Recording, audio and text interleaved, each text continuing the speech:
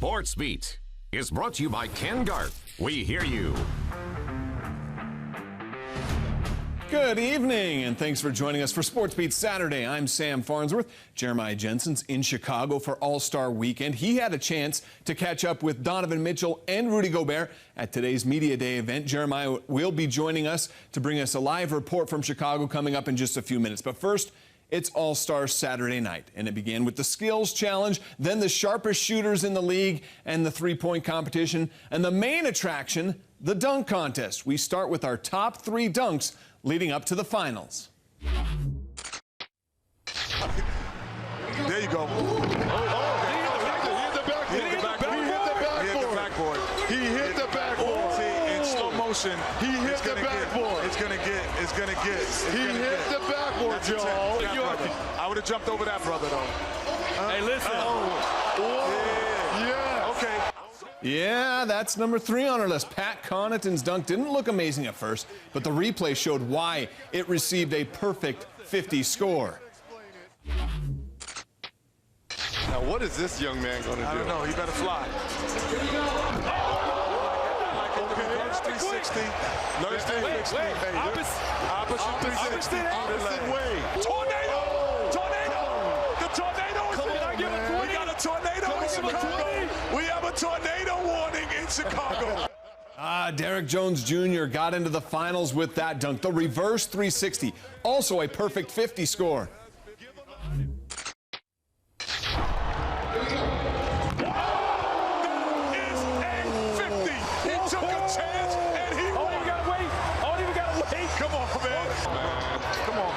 Give them out. Give those 50s out. Go get that. Give those 50s out like it's Halloween. Trick or treat.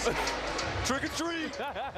Yeah, Aaron Gordon brought his A game tonight. He also gets a 50 on that dunk to advance to the finals. So in the final, it was Gordon against Jones Jr. They were both flying high through the air. Aaron Gordon with the one-handed 360 off the glass. And then he goes over Taco Fall, one of the tallest guys in the league, for the dunk. But Jones Jr. had it all going on between the legs and then the windmill from just inside the free throw line. Derek Jones Jr. wins the 2020 NBA Dunk Contest. Were you not entertained with that? Well, when Damian Lillard withdrew from All-Star Weekend with a groin strain, that left an opening in the three-point shootout. Bojan Bogdanovic, Joe Ingles, Donovan Mitchell, Jordan Clarkson, all of them shooting better from 3 than the guy they ended up picking to replace Dame, who is Devin Booker. Still, Booker, a former three-point champ back from 2018, and he was shooting lights out tonight.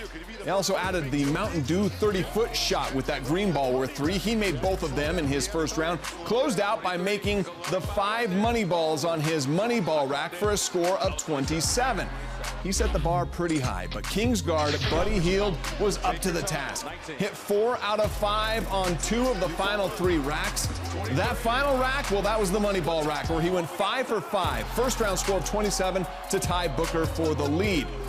The third person to get into the final was Davis Bertans from the Wizards. Drills the Dew three-point shot and then goes right into his money rack. Going 5 for 5 there, he would finish with an opening round score of 26. So the final stage is set.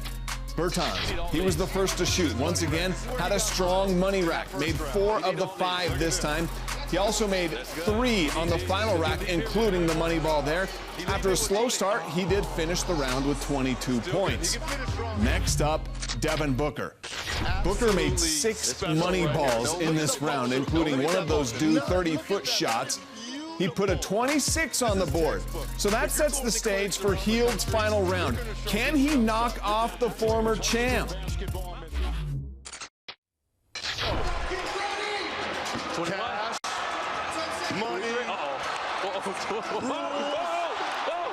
Everything. Oh, wait. You need this? Yeah, Hield makes 4 of the 5 money balls on the final rack. He needed that final shot to win it, and he drills it to win the three-point contest by 1 point. Now, the night started with the skills challenge. Players going head-to-head through a bracket, showing off their ball handling, passing, and shooting ability skills. And believe it or not, it was the big guys who went the furthest. The final came down to Domantas Sabonis and Bam Adebayo, and it came up with Adebayo making the final shot over Sabonis, the final three-point shot, to win the skills challenge. So Bam Adebayo from the Miami Heat wins the skills challenge this year. Now, the NBA All-Star weekend for Donovan Mitchell and Rudy Gobert, that began yesterday with both of the Jazz stars finding ways to provide service to the communities in Chicago. Well, tonight, the fun of All-Star Saturday came their way, and they were enjoying it. KSL Sports anchor Jeremiah Jensen's also enjoying it in Chicago for All-Star Weekend. And Jeremiah, you were able to catch up a little bit with Rudy and Donovan today. It seems like they're having a good time out there.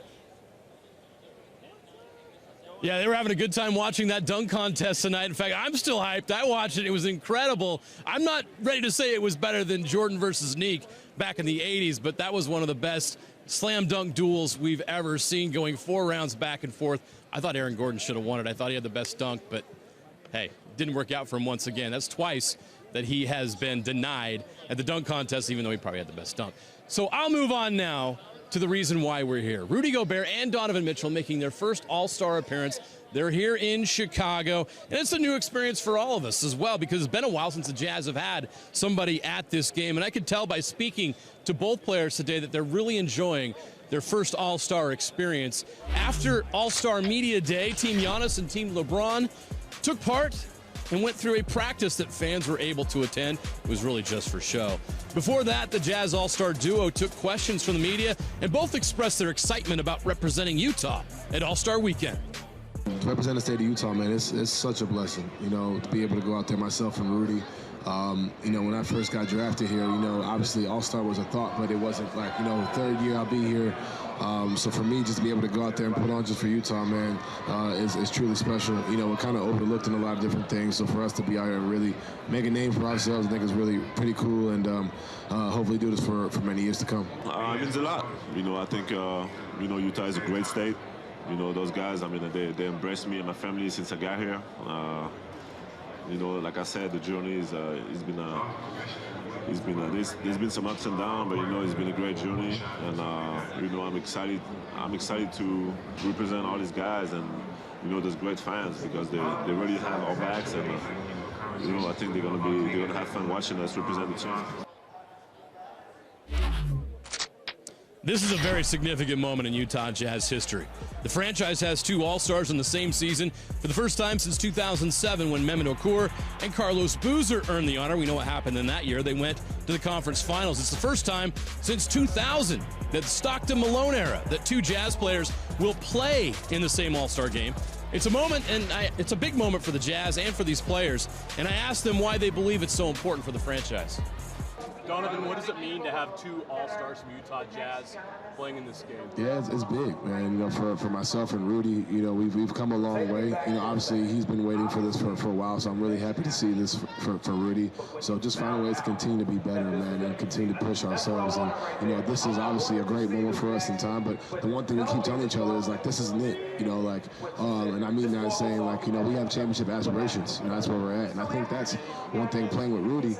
You know, you develop that. Speaking of Rudy, oh my God, Rudy. Hi, Rudy. Nah, but like you said, you develop that chemistry and that bond. You know, I think he's just a guy, man. I love playing, love having him, man, and love being here with them and being able to play on for Utah. I think we are stars, whether we get selected to the All-Star game or not. You know, we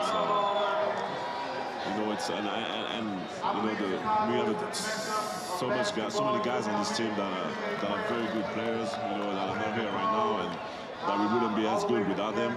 So you know, it's just a team effort, and you know, I think it's very rewarding of all the years. You know, we've been grinding, and we're gonna keep grinding as a team. Donovan Mitchell is living a dream. He dreamed of becoming an NBA All-Star. He made it a goal after the success of his rookie year. Now in his 3rd season, that dream is already a reality. His first All-Star experience has made him feel like a kid again. Right now, I've been saying this, you know, I'm not Donovan Mitchell from the Utah Jazz right now. Like, I'm Donovan Mitchell, the 13-year-old, you know, I'm like I said, that's Kyle Lowry. Like, you know, like, I'm going to keep having those moments just because you don't get to do this. You know, like, people don't, like, you know, there's only, what, 24 of us, you know, so like to be able to do that, that's truly amazing, you know. And obviously I plan on hopefully doing this for many years to come, but you know, I'm really focused on the moment now. You know, when you start to overlook and start to look past it, I think that's when you kind of lose what's really in front of you.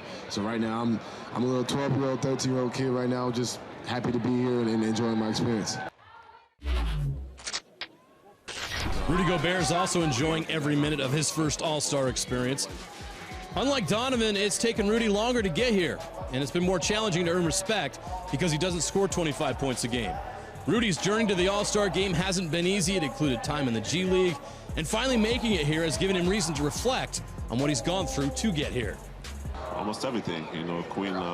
When Queen got there, I was almost in the G League, you know. So he really believed in me. He gave me an opportunity, gave me a chance, you know, to become a big part of this team and this organization, and you know, and we really started building that relationship over the years, and you know, we had some ups and downs, but I really feel like, you know, we've always been true to one another, and you know, I'm just grateful to have Queen as my coach.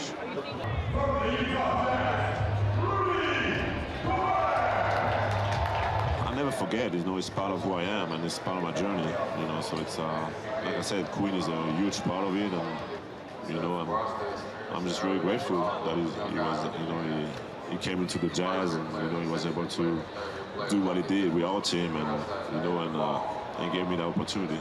And Donovan got here a few years later, you know, and after Gordon left, you know, everyone thought that we were going to be a lottery team, but you know, we didn't think that way. You know, we had different plans, and then you have that rookie that comes in, and you know, that does what Donovan was doing, and you know, and all of a sudden everyone gets excited again, and you know, and we are where we are today, and I think we still got a long ways to go, but like I said, the journey has been great, and you know, and I'm excited about the future.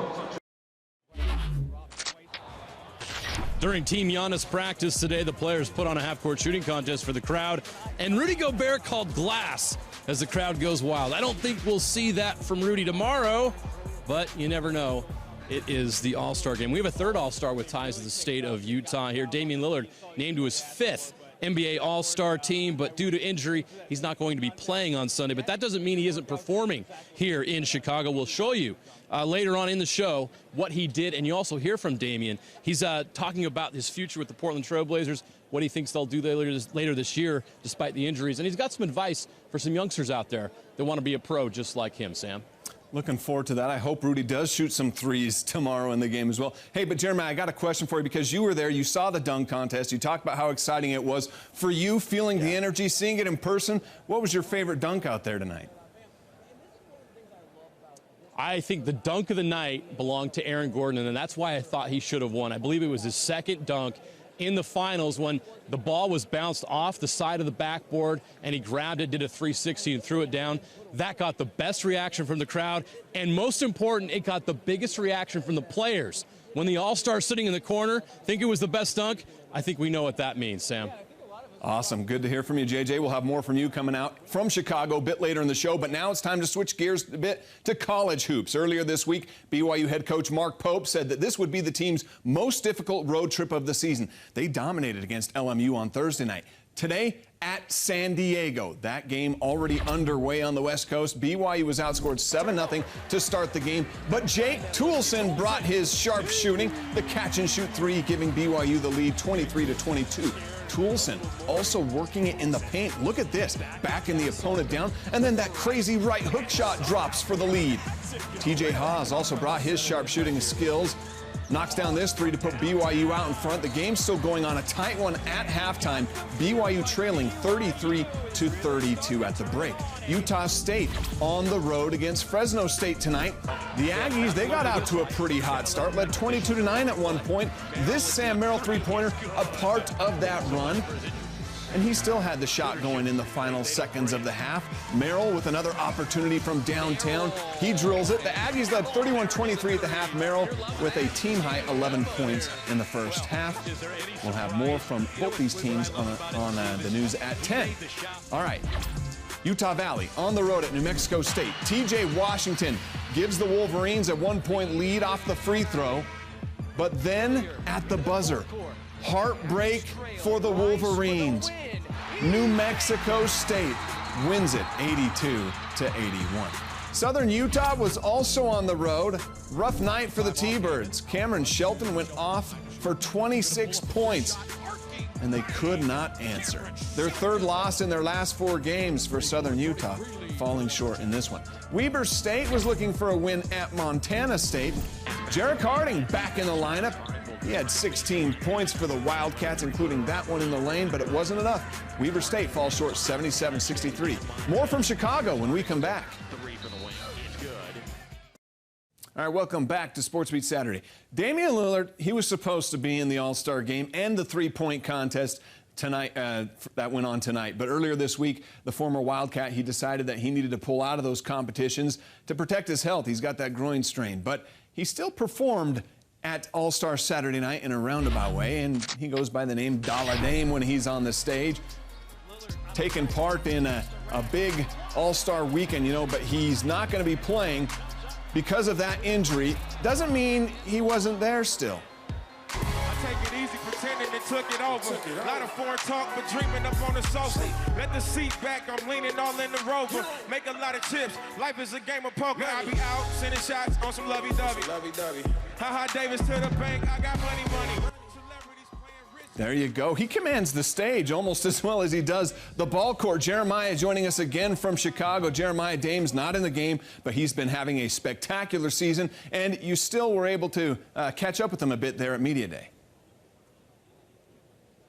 Yeah, he's definitely here in Chicago. He put on a great show tonight. It was really cool. You know, we watched Damian Lillard play college basketball, and then to see him get drafted as a lottery pick and then to make it in the NBA, and not only make it in the NBA, but become one of the best players in the world has been pretty awesome to see. So watching him perform here tonight on the stage, rapping in front of the crowd, was pretty cool. Unfortunately, as you mentioned, Sam, we're not going to get to see him on Sunday, and it's a shame because the former Weber State star, Weber State legend, is enjoying the best stretch of his NBA career. Now a 5-time All-Star, Dame's averaging 35 points, 9.5 assists, 5 rebounds, 49% shooting from the field, 47% shooting from the three-point line, and 89% shooting from the free throw line in his last 10 games. That is insane. He's 4th in the NBA in scoring this year, but due to a host of injuries to teammates, the Blazers are only in 9th place in the Western Conference. But Damian is still confident that his team can rebound and make a playoff run after the break. It's a part of the game. We got a lot of guys go down. 3 of our starters basically had season-ending injuries. We've had different players. We've made trades. We've signed free agents. We've had guys miss games on and off. So it's just been a rough season, you know, but we're going to continue to battle like we have all year long because we know we don't have a shot. And right now we still have a shot. We're in a good position, you know, to make a run for it. And that's all we could ask for given the circumstances. Damian has gone from overlooked to all-star. Very few offers out of college, as we know. He went to Weber State, and he went to work. Now he's one of the best players in the world. Well, he has great advice for boys and girls who want to be pro basketball players, or he has great advice for anybody who wants to be successful in life. Work hard. Like I said earlier, just be a humble person and do the work. You know, you put the time in, it's possible. I think for me, I can say that because I don't come from a big background recruiting. I don't come from a big university. I come from just doing the right things, being a good person, working hard, treating people the right way, and that has a way of coming back to you, you know, and working out for you and giving you favor. That's great advice. Damian was replaced by Devin Booker, the Phoenix Suns, another first-time All-Star. Our coverage of the Utah Jazz and the first-time All-Stars will continue on Sunday. We'll have plenty of coverage on the KSL 5 News at 5 leading up to the game. We'll explain some of the changes in the format this year, and of course we'll have great coverage here from Chicago for SportsBeat Sunday. You and I, Sam, will cover everything that takes place tomorrow night. It should be a very special night for the Utah Jazz franchises. Donovan Mitchell and Rudy Gobert make their All-Star debuts. Back to you in Salt Lake City. All right, thanks, Jeremiah. Definitely looking forward to that big game tomorrow. What a night tonight, an All-Star weekend. It'll only get more exciting here tomorrow. All right, but from the All-Star game to the football field. Yeah, it's February. You think of the Super Bowl, but the XFL was going in full force. Week 2, the Guardians and Defenders, and there you go, Cardell Jones to DeAndre Tompkins for the touchdown. Then they flash some defense. Jameer Thurman with the pick 6. And the Defenders get the shutout win. We'll be right back. Well, the Utah Jazz have a rich history of covering the All-Star game, so we thought that tonight we could look back at the top 5 Jazz All-Star moments.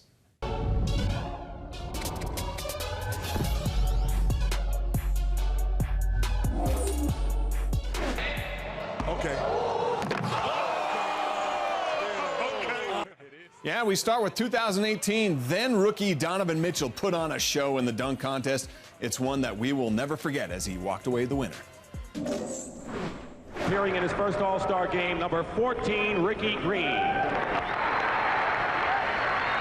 From the Utah Jazz is Frank Layden. Yeah, in 1984, the Utah Jazz had 3 representatives in the All-Star game: Ricky Green, Adrian Dantley, and head coach Frank Layden. From the Utah Jazz, the mailman, Carl Willow. Guard, John Stockton. So 5 years after that 84 game, in 89, the Jazz would get 3 players into the All-Star game: Karl Malone, John Stockton, Mark Eaton. The only time the Jazz have had 3 players in the game.